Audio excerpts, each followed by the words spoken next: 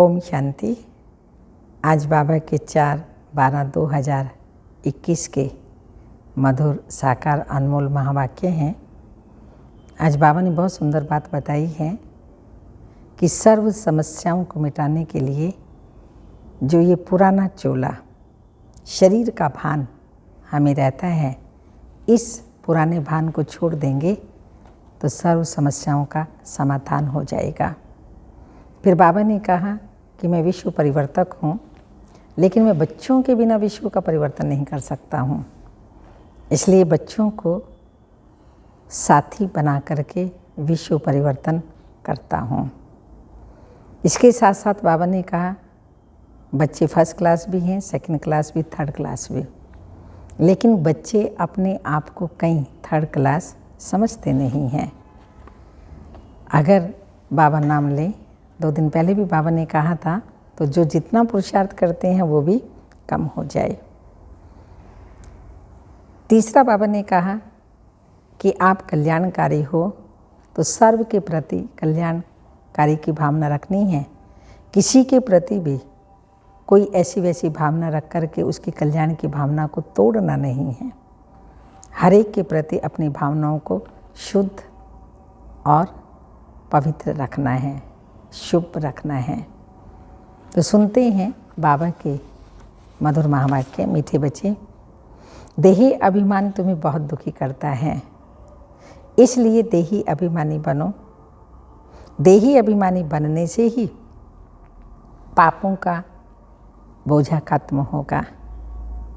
Question, सतयुग में साहूकारी का पद किस आधार पर प्राप्त होता है? आंसर, साहूकार बनते हैं ज्ञान की धारणाओं के आधार पर। जो जितना ज्ञान धन धारण करते हैं और दान करते हैं, उतना वह साहूकार पद पाएंगे, एवर हेल्दी बनेंगे। पढ़ाई पढ़नी और पढ़ानी है। बाकी विश्व महाराजन बनने के लिए बहुत रॉयल सर्विस करनी है। सब खामियां निकाल देनी है। पूरा देही अभिमानी बनना है। बड़ी धैर्य और गंभीरता से बाप को याद करना है। धैर्य और गंभीरता से बाबा को याद करना है। गीत के बोल हैं, धीरज धर मनवा धीरज धर, तेरे सुख के भरे दिन आएंगे। आ गए हैं। ओम शांति। किसने कहा? बाप ने कहा बच्चों को धीरज धरो। सारी दुनिया को नहीं कहा। भले बच्चे तो सभी हैं, परंतु सब बैठे तो नहीं है ना। बच्चे ही जानते हैं बरोबर ये दुख धाम बदली हो रहा है। सुख धाम के लिए हम पढ़ रहे हैं व श्रीमत पर चल रहे हैं। बच्चों को धीरज भी देते हैं। वास्तव में सारी दुनिया को गुप्त धीरज मिल रहा है। तुम समझते हो, हम सन्मुख सुनते हैं। सब तो सुनते नहीं। वो बेहद का बाप है। बेहद का दुख हरता सुख करता। दुख हर कर सुख का रास्ता बताना। सबको ये सुख का रास्ता बताना है। तुमको जब सुख होगा तो दुख का नाम नहीं हो सकता। सुख की दुनिया को सतयुग, दुख की दुनिया को कलयुग कहा जाता है। यह भी बच्चे ही जानते हैं। सतयुग में संपूर्ण सुख है, सो भी 16 कला संपूर्ण। जैसे चंद्रमा भी 16 कला संपूर्ण होता है, फिर कला कम होते होते अमावस पर कितनी छोटी किनारी रह जाती है, प्राय अंधियारा हो जाता है। 16 कला संपूर्ण तो संपूर्ण सुख भी होगा।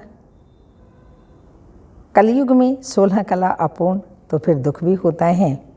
इस सारी दुनिया को माया रूपी ग्रहण लग जाता है। इसलिए अब बाप कहते हैं तुम्हारे में जो देह अभिमान है, पहले पहले उनको छोड़ो। यह देह अभिमान तुमको बहुत दुख देता है। आत्म अभिमानी रहो तो बाप को भी याद कर सकेंगे।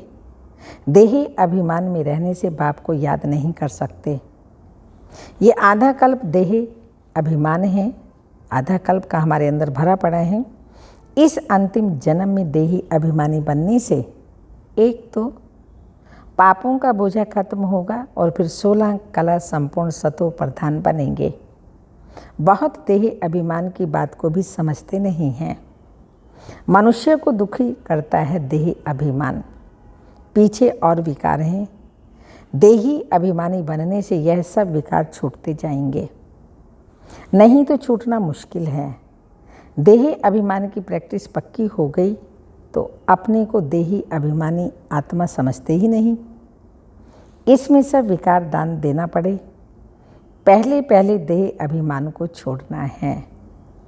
काम क्रोध आदि सब पीछे आते हैं। तुम्हारा बाप वह है, देही अभिमान के कारण लौकिक बाप को ही बाप समझते आए हैं। अब मुख्य बात है कि हम पावन कैसे बने। पतित दुनिया में सब पतित हैं, पावन कोई हो नहीं सकते। एक बाप ही सबको पावन बनाकर खुशी खुशी से वापस ले जाते हैं।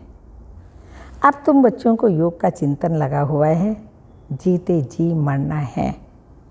देही अभिमान तोड़ना माना मरना। हम आत्मा बाबा को याद कर पतित से पावन बन जाएं।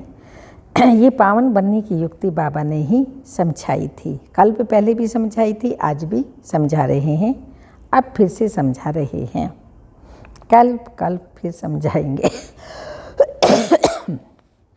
दुनिया भर में कोई भी समझा नहीं सकते। मूल बात है शिव बाबा को याद करने की। सो भी जब यहाँ आकर बीके द्वारा सुने, क्योंकि दादे का वर्षा मिलना है तो बाप जरूर चाहिए जिस द्वारा मिले। डायरेक्शन तो जरूर लेने हैं साकार द्वारा। बहुत बच्चे हैं जो समझते हैं हम शिव बाबा से योग लगाएं, ब्रह्मा को छोड़ दें, परंतु शिव बाबा से सुनेंगे कैसे। कहते हैं हमारा ब्रह्मा बाबा के साथ कोई कनेक्शन नहीं है। अच्छा, तुम अपने को आत्मा समझो, शिव बाबा को याद करो, घर जाकर बैठो, परंतु यह जो नॉलेज मिलती है सृष्टि चक्र की, ये कैसे सुनेंगे? ब्रह्मा द्वारा, ब्रह्मा कुमार कुमारियों द्वारा ही सुनेंगे ना। ये समझने बिना सिर्फ याद कैसे करेंगे? ज्ञान तो इन द्वारा ही लेना पड़ेगा ना, फिर कभी भी ज्ञान तो मिल नहीं सकता। रोज नई नई बातें बाप द्वारा ही मिलती हैं। बिना ब्रह्मा और ब्रह्मा कुमारियों के कैसे समझ सकेंगे? ये सब सीखना पड़े। बाप कहते हैं जो घर बैठकर पुरुषार्थ करे, कर्मातीत अवस्था को पाने का, तो हो सकता है मुक्त हो जाएं। जीवन मुक्ति में जा न सके। ज्ञान धन धारण कर और दान करेंगे तो धनवान बनेंगे, नहीं तो एवर हेल्दी कैसे बनेंगे? मुरली का आधार जरूर लेना पड़े। पढ़ाई तो पढ़नी ही है ना। ऐसे बहुत आएंगे सिर्फ लक्ष्य लेकर जाएंगे मुक्ति का। तुम सब मनुष्य मात्र को समझाते हो कि तुम सिर्फ बाप को याद करो, तो सतो प्रधान पवित्र बन जाएंगे। फिर जब ज्ञान धन लें तब सतयुग में साहूकार बने, नहीं तो मुक्ति में जाकर फिर भक्ति मार्ग के समय आकर भक्ति करेंगे। किसका कल्याण कर नहीं सकेंगे, क्योंकि मनुष्य को देवता बनने के लिए ज्ञान तो जरूर चाहिए। ज्ञान सुनकर फिर सुनाना भी है। प्रदर्शनी में देखो कितना माथा मारते हैं, फिर भी किसी की बुद्धि में बैठता ही नहीं। आत्मा कितनी छोटी बिंदी है, हर आत्मा को अपना अपना पार्ट मिला हुआ है। यह तुम अभी जान गए हो।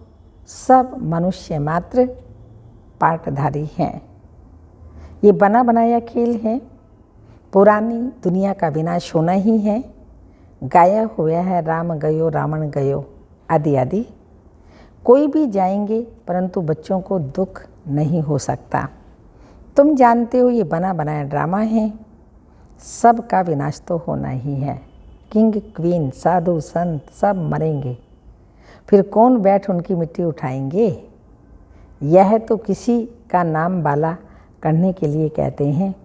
इसमें कोई फ़ायदा नहीं रखा, ना कोई उनकी आत्मा को सुख मिलता। मनुष्य तो भक्ति मार्ग में जो कुछ करते हैं सब बेसमझी ही हैं। अभी तुमको बाप कितना सेंसिबल बनाते हैं। घड़ी घड़ी इन चित्रों को आकर देखना चाहिए। तो हमको बाबा पढ़ाकर क्या बना रहे हैं? परंतु किसी की तकदीर में नहीं है तो अमल भी नहीं करते। बाबा बहुत कुछ समझाते हैं जिस पर अमल करना चाहिए। बाबा का बच्चा बनकर सर्विस नहीं कर सकते। बाबा तो कल्याणकारी है। कई बच्चे तो बहुतों का और ही अकल्याण करते रहते हैं। जिनकी कुछ भावना भी होती है, यहाँ के लिए उनकी भावना को भी उड़ा देते हैं। ऐसे ऐसे विकर्म भी करते हैं। भूतों की प्रवेशता होती है ना,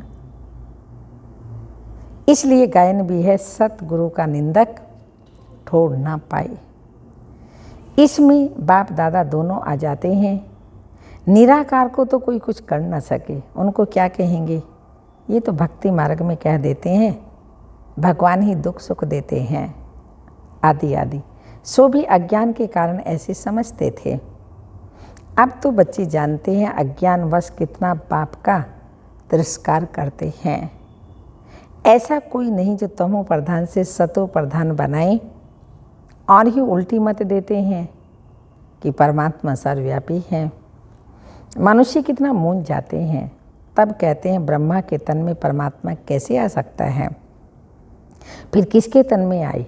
कृष्ण के तन में आई। तो फिर ब्रह्मा कुमार कुमारी कैसे बने? वह तो फिर दैवी कुमार कुमारियाँ बन जाएंगे। ब्राह्मण तो जरूर ब्रह्मा कुमार और ब्रह्मा कुमारियाँ होंगे। ब्राह्मणों के बिना तो बाबा कुछ कर न सके, इसलिए इनका चित्र तो जरूर देना पड़े। ये ब्रह्मा भी ब्राह्मण हैं। प्रजापिता ब्रह्मा तो चाहिए भारत में। तो दिन प्रतिदिन ब्रह्मा का साक्षात्कार घर बैठे बहुतों को होता रहता है। वृद्धि होती जाएगी। जिनका पाठ होगा तो फिर बहुत भागेंगे। बहुत लोग समझते हैं भगवान कोई रूप में होगा जरूर। साक्षात्कार भी परम पिता परमात्मा की सिवाय कोई करा न सके। शिव बाबा ब्रह्मा द्वारा ही स्थापना कराते हैं, ज्ञान देते हैं और ब्राह्मण धर्म भी रचते हैं। ब्राह्मणों का धर्म जरूर चाहिए। वह हैं ऊंच ते ऊंच। प्रजापिता ब्रह्मा तो बहुत ऊंचा है, उनको कहेंगे नेक्स्ट टू गॉड। ब्रह्मा है नेक्स्ट टू गॉड। सूक्ष्म मतन में दूसरा कोई तो है ही नहीं। ब्रह्मा द्वारा स्थापना होती है, बस ब्रह्मा फिर देवता बन जाते हैं। 84 जन्मों के बाद फिर ब्रह्मा बन जाते हैं। ब्रह्मा सरस्वती सो फिर लक्ष्मी नारायण बनते हैं। ज्ञान ज्ञानेश्वरी फिर राज राजेश्वरी बनती है। ब्रह्मा सो विष्णु, विष्णु सो ब्रह्मा कैसे बने, ये बड़ी फर्स्ट क्लास पॉइंट है। इस पर अच्छी तरह समझा सकते हो। ये ज्ञान एक बाप द्वारा मिलता है। प्रदर्शनी में अच्छी तरह समझाओ कि तुम ब्रह्मा पर मूंझते क्यों हो। इतने सब ब्राह्मण ब्राह्मणियाँ हैं। पहले जब कोई ब्राह्मण बने तब विष्णुपुरी के मालिक देवता बने। ब्रह्मा का दिन ब्रह्मा की रात मशहूर है ना। अभी है रात। ऐसे ऐसे चित्रों के सामने बैठ प्रैक्टिस करो। जिसको सर्विस करनी है उनको सर्विस के सिवाय कोई विचार नहीं आएगा। सर्विस पर एकदम भागते रहेंगे। बुद्धि में ज्ञान टपकता हो, अच्छी रीति झोली भरी हो, तब तो उछल आएगी, वो खुशी होगी, उमंग होगा, नशा चढ़ेगा। सर्विस पर एकदम भागते रहेंगे। ज्ञान हो और समझा न सके, ये तो हो ही नहीं सकता। तब ज्ञान किस लिए लेते हैं? समझाने के लिए, धारण करने के लिए ही लेते हैं ना। लेना है तो दान करना है। दान नहीं करते, आप समान नहीं बना सकते, तो ब्राह्मण ही क्या ठहरा? Third grade. फर्स्ट ग्रेड ब्राह्मणों का धंधा यह है। बाबा रोज़ समझाते रहते हैं। सर्विस और डिस सर्विस ये बच्चों से ही होता है। अगर सर्विस नहीं कर सकते हो तो ज़रूर डिस सर्विस करते होंगे। अच्छे अच्छे बच्चे कहाँ भी जाएंगे तो ज़रूर सर्विस करेंगे। जब ज्ञान कंप्लीट हो जाएगा, कोई अनन्य बच्चों से भूल नहीं होगी, तब माला के दाने बनेंगे। मुख्य हैं 8 दाने। इम्तिहान भी बड़ा भारी है ना। बड़े इम्तिहान में हमेशा थोड़े पास होते हैं, क्योंकि गवर्नमेंट को फिर नौकरी देनी पड़ती है। बाबा को भी विश्व का मालिक बनाना पड़े, इसलिए थोड़े ही पास होते हैं। प्रजा तो लाखों की अंदाज में बनती है। पूछते हैं महाराजा बनेंगे या प्रजा में साहूकार बनेंगे या गरीब बनेंगे? बोलो क्या बनेंगे, क्या बनना है, बोलिए। महाराजाओं के पास दास दासियाँ तो बहुत होती हैं, जो फिर दहेज में भी देते हैं। पुरुषार्थ कर अच्छा पद पाना चाहिए, ऐसा होशियार बनना चाहिए जो सब कोई बुलावे। अक्सर करके कईयों को बुलाते हैं, ये तो जानते हो ना, बाकी जिनमें लक्षण नहीं उनको तो कभी कोई बुलाते ही नहीं। परंतु खुद थोड़ी जानते हैं कि हम थर्ड क्लास हैं। कोई तो सर्विसेबल है, जहाँ तहाँ सर्विस पर भागते हैं। नौकरी का भी ख्याल नहीं कर सर्विस पर भागते हैं।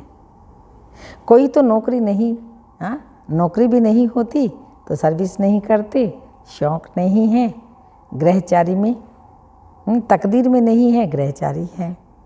सर्विस तो बहुत है, मेहनत भी लगती है, थक भी जाते हैं, समझाते समझाते गले भी घुट जाते हैं। ऐसे तो थर्ड क्लास वालों का भी गला घुट जाता है। इसका मतलब ये नहीं कि उन्होंने बहुत अच्छी सर्विस की। बाबा जानते हैं अच्छी रॉयल सर्विस करने वाले कौन हैं। परंतु कईयों में खामियां भी रहती हैं, नाम रूप में फंसे रहते हैं, फिर शिक्षा देकर सुधारा जाता है। नाम रूप में कभी नहीं फंसना चाहिए। देही अभिमानी बनना है। आत्मा छोटी बिंदी है, बाप भी बिंदी है। अपने को छोटी बिंदी समझ बाबा को याद करना बहुत मेहनत है। मोटे हिसाब में तो कह देते हैं शिव बाबा हम आपको बहुत याद करते हैं, परंतु एक्यूरेट बुद्धि में याद रहनी चाहिए। बड़ा धैर्य व गंभीरता से याद करना होता है। इस रीति कोई मुश्किल याद करते हैं, इसमें बहुत मेहनत है। अच्छा मीठे मीठे सिक्की लदे बच्चों प्रति माता पिता बाप दादा का याद प्यार। Good morning, diamond morning. रूहानी बाप की रूहानी बच्चों को नमस्ते। हम रूहानी बच्चों की रूहानी माता पिता बाप दादा को याद प्यार। गुड मॉर्निंग, डायमंड मॉर्निंग, ओम नमस्ते। धारणा के लिए मुख्य सार हैं, अपनी झोली ज्ञान रत्नों से भरपूर कर दान करना है। इसी धंधे में बिजी रह फर्स्ट क्लास ब्राह्मण बनना है। सेकंड पॉइंट, कल्याणकारी बाप के बच्चे हैं, इसलिए सबका कल्याण करना है।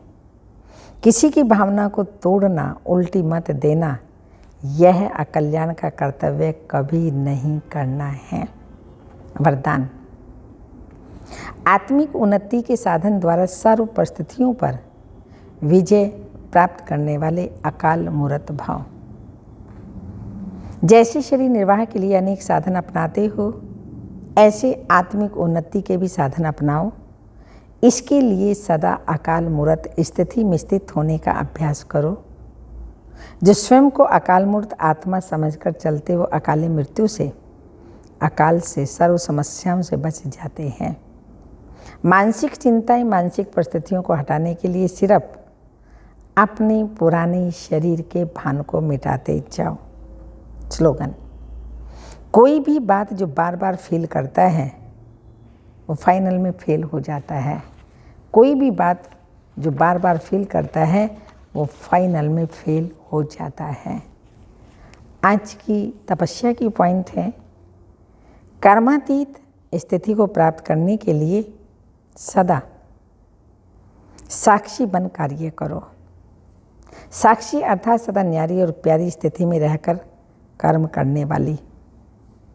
अलौकिक आत्मा हूँ, अलौकिक अनुभूति करने वाली, अलौकिक जीवन श्रेष्ठ जीवन वाली आत्मा हूँ। ये नशा रहे। कर्म करते यही अभ्यास बढ़ाते रहो तो कर्मातीत स्थिति को प्राप्त कर लेंगे। अच्छा, ओम शांति।